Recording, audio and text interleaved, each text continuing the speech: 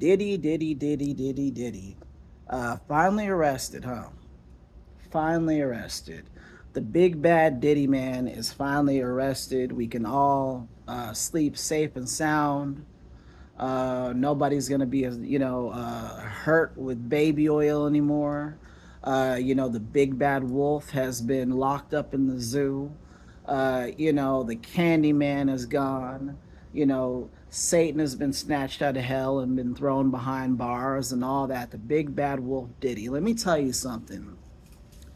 Diddy was only Diddy because he had enablers. Many of us who are people who survived narcissistic abuse, well, I'm not going to call us victims, but people who survived someone intending to make us victims, many of us know about enablers. Many of us know that the only reason our narc parents got to assassinate our characters because they had willing participants, meaning they had a very eager audience with whom to talk shit to, and with whom they could basically put dirt on our names.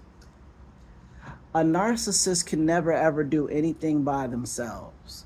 They can never do anything by themselves. That's why I'm a firm believer that if you are in fact experiencing narcissistic abuse or abuse of any kind, right? Anything you don't want to deal with, don't fucking deal with, unless it's something you have to do, like take care of your child. You can't say I don't want to deal with that. I don't feel like changing his diaper. No, you got to deal with that. I'm talking about dealing with adults who are bringing harm to your life, right?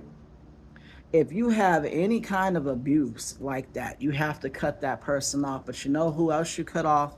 The person that they were talking to, the person who was acting in concert with them.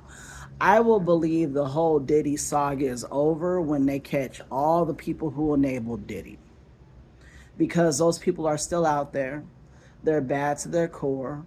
And if they don't have a Diddy to salute to, they're going to go salute to the next person, okay, and do their bidding. Because I guarantee you, Diddy wasn't out on the street getting girls.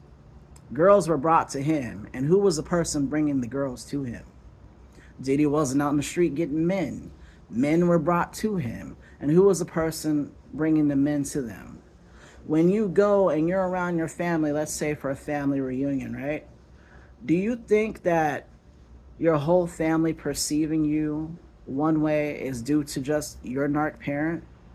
Or do you think there was an enabler who talked to another enabler and they talked to another enabler and it turned into some fucking gruesome game of telephone? See, the world likes to point the finger at that one person, right? But they don't really want to look at everybody else. That's why Epstein got Epsteined. That's why Epstein got Epstein, to silence those people. I almost feel like enablers are worse than the narcs sometimes. Because, a narc is like a driver, right? But unless you have a working engine, you ain't going nowhere. The enabler system is like a working engine, okay?